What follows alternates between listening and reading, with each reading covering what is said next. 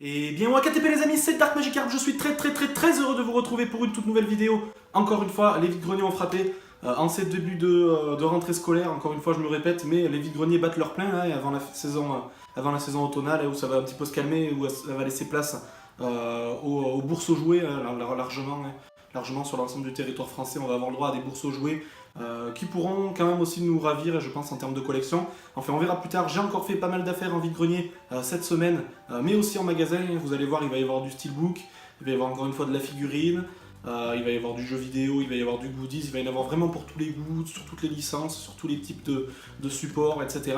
Je vous invite à rester donc jusqu'à la fin de la vidéo parce que je pense que vous allez bien aimer ce contenu encore une fois. Merci pour votre soutien, pour vos pouces bleus, pour vos commentaires. Voilà, vous êtes beaucoup à commenter. Souvent de nombreuses personnes autour de moi trouvent que j'ai beaucoup de commentaires et beaucoup d'interactions avec vous en comparaison au nombre d'abonnés qui est assez faible. Donc je vous félicite les amis et ça me fait vraiment plaisir d'interagir toujours avec vous dans la joie et la bonne humeur, j'ai envie de dire. Donc place au générique, on se retrouve juste après. Top, à la vachette!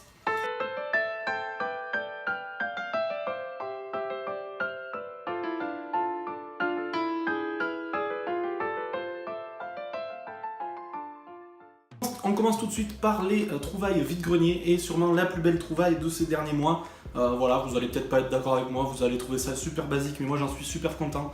Je me suis trouvé une mi-peluche, mi-figurine, voilà un petit peu à l'ancienne, comme je les aime, à l'effigie de Gizmo, voilà des Gremlins, donc je suis très content. En plus c'est une figurine, mi-peluche de chez NECA, la célèbre marque qu'on ne présente plus, et en plus elle est de l'année de sortie du film, donc 1984, et pour les spécialistes, j'en suis super content, elle tient super bien debout.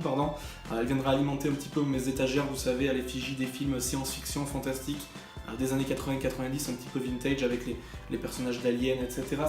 Ça aura vraiment bonne figure, je la trouve super belle, voilà, pour une bouchée de pain, j'en suis très content, elle est solide, elle est costaud, elle est en super état, donc voilà, super content d'avoir trouvé cette petite bizarrerie. Vous savez que j'adore trouver des petites bizarreries et des choses un petit peu atypiques, donc ce Gizmo viendra parfaire ce genre d'objet. On continue encore une fois dans les bizarreries atypiques et bien anciennes, comme vous allez le voir, c'est encore une fois très kitsch. Il s'agit d'un de mes opus préférés de Disney. Il s'agit, vous savez, des livres contés, les livres avec le petit CD et la petite histoire à l'effigie de Bernard et Bianca. Vous savez que c'est un de mes Disney préférés, je crois mon top 5, mon 5e Disney préféré de tous les temps. Et vous connaissez ces histoires contées, vous savez, avec le petit livre, le petit récit, avec les illustrations qui vont bien à l'ancienne également, accompagné du petit CD, voilà, en fait, du vinyle, voilà, du disque, qui permet de suivre l'histoire en parallèle. Bon voilà, ça sera pas pour l'écouter, ça sera pas pour m'en servir, mais voilà, juste pour la collection, voilà, je trouve que c'est vraiment superbe. Dans une étagère à thème Bernard et Bianca ou Disney, ça viendra vraiment alimenter cela de façon à l'ancienne encore. Encore deux petites trouvailles vide-grenier et on continue de ce pas avec quelque chose d'un petit peu plus moderne. Et voilà, je me suis trouvé pour 50 centimes un DVD. Voilà, ça doit faire au moins 5 ans que j'avais pas acheté de film au support DVD. Et il s'agit d'un manga, de film d'animation nippon, encore une fois, pas un manga. Il s'agit de Origine et la fable, vous savez, un petit peu écolo, de 2006, voilà, qui avait été primé notamment au Festival d'Annecy 2006. Dans une édition, vous le verrez dans le montage, somme toute assez sympathique pour 50 centimes. Je ne l'avais pas vu, donc ça m'a fait plaisir de l'acheter. Visuellement, ça a l'air d'être une tuerie. Je suppose qu'au niveau sonore, ça doit être la même chose. Donc ça mange pas de pain, 50 centimes. Je vous montrerai un petit peu l'édition. Hâte de le voir, celui-ci, je pense que ça sera bien ma cam aussi. Et on termine les trouvailles vide-grenier de cette semaine par un objet très classique, voilà, que je vais revendre malheureusement parce que je sais que je n'y jouerai pas spécialement. Il s'agit du Battlefield 1, le dernier opus en date, qui m'avait plutôt plu quand même sur la Xbox One, et j'avais un petit peu joué sur la Xbox One. C'est vrai que graphiquement, au niveau du scénario, etc., c'était un petit peu plus élaboré que ces derniers opus, et surtout que les Call of Duty. Donc voilà, mon opus préféré de Battlefield. Malgré tout, je ne reste pas un grand fan de cette saga, donc je vais m'empresser de le revendre pour pas trop cher. Je l'ai trouvé pour 1,50€, c'est pour ça, l'1,50€ symbolique, que je l'ai pris, voilà, juste pour la forme, pour pas le laisser passer. Voilà, le Battlefield 1, je vous le conseille quand même si vous êtes fan de FPS, parce qu'au niveau scénario, graphisme et gameplay, c'est vraiment le top du top à ce jour, je trouve.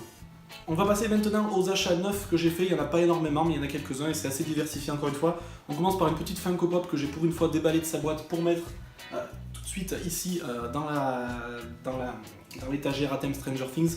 Il s'agit de Steve, voilà Steve, le personnage qu'on ne présente plus pour les spécialistes de la série et pour les aficionados de la saison 2.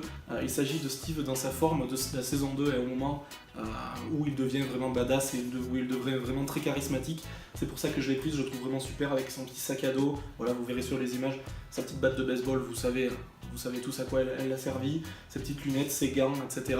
Voilà, je me la suis prise pour alimenter, vous verrez elle viendra à côté de Dart, juste ici pour faire un petit peu l'affrontement justement de la saison 2, j'en suis très content aussi, voilà, avec parcimonie les pop, mais elle continue à rentrer doucement dans la collection. On continue et il reste encore pas mal d'objets, il reste encore 2 figurines, un steelbook, un jeu vidéo et on continue avec les figurines. Je me suis pris le début de la série 2 des action figures de chez McFarlane, et si je de chez Funko, qu'est-ce que je raconte, de chez Funko, bien évidemment. La série 2 d'Eric and Morty, vous savez que je fais le full set, j'ai l'ensemble de la série 1, et là ils ont sorti 5 nouveaux personnages, dont le Squanchy et le Terriflant, voilà, j'ai pris les 2 personnages que j'aime le plus, je prendrai les 3 autres un petit peu plus tard, mais je continue le full set. Je les aime toujours autant, elles sont de plus en plus belles, ces figurines, je trouve elles sont encore mieux que la première série en termes de packaging, etc. Donc elles vont rentrer dans la collection. 2 personnages que j'adore, la saison 2 qui est pour moi la meilleure de Rick and Morty. Et on va essayer de compléter la collection puisqu'il y a encore une fois uniquement 5 pièces. Donc ça devrait aller assez vite, et à 15 €, on va finir la collection assez vite je pense. Que serait une vidéo sans steelbook? Et il s'agit de la sortie du moment pour les gens un petit peu comme moi et qui aiment bien les choses un petit peu spéciales. Il s'agit du film de Lynn Ramsey avec Joaquin Phoenix, vous savez, il s'agit bien sûr de A Beautiful Day, voilà. J'ai vraiment adoré ce film, brut de décoffrage, très mou bien sûr. Beaucoup de personnes n'ont pas aimé parce qu'il était mou, mais je le trouve tellement agressif, tellement violent, tellement beau esthétiquement aussi, et le steelbook ne déroge pas à la règle d'ailleurs, puisque je l'adore aussi. Voilà, je vous le conseille évidemment, et même s'il n'est pas à mettre entre toutes les mains, encore une fois, pour ceux qui ont vu Drive ou des choses comme ça, je pense que ça peut vous plaire. Only God Forgives, qui se rapprochait un petit peu aussi, je trouve, dans la thématique abordée, dans le design, dans la façon, dans le rythme du film, etc. Voilà, très content de le rentrer celui-ci aussi, vous me direz ce que vous en pensez, mais moi j'en suis très content.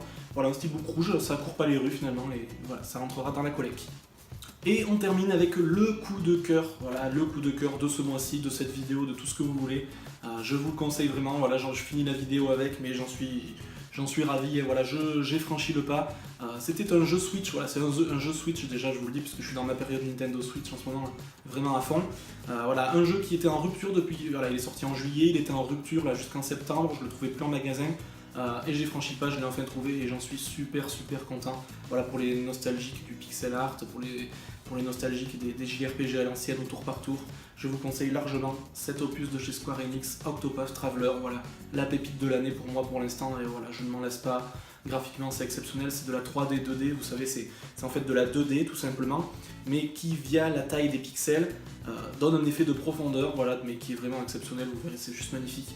L'ambiance sonore, j'exagère à peine pour dire que c'est certainement l'ambiance sonore que j'ai préférée, tout jeu confondu, peut-être avec FF7, Final Fantasy 7 et le premier épisode de Ni no Kuni, mais au niveau de la bande son c'est juste exceptionnel, c'est au niveau d'un film, voire même au-dessus, je trouve ça magnifique, le charisme des personnages, les combats tactiques, mais pas trop non plus, enfin voilà.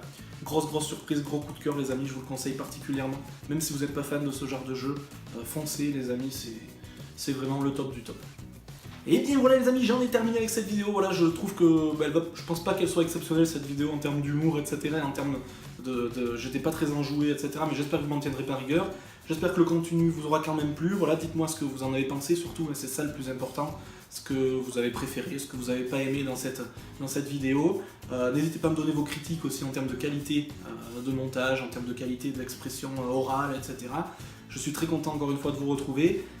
Une nouvelle vidéo encore une fois la semaine prochaine, toujours pareil, on ne change pas une équipe qui gagne. Je vais très peu au cinéma en ce moment parce qu'il n'y a pas encore beaucoup de choses qui m'intéressent tout simplement, et on verra un petit peu plus tard dans l'année. D'ici la prochaine vidéo les amis, comme d'habitude, portez-vous bien, sortez couverts, et puis salut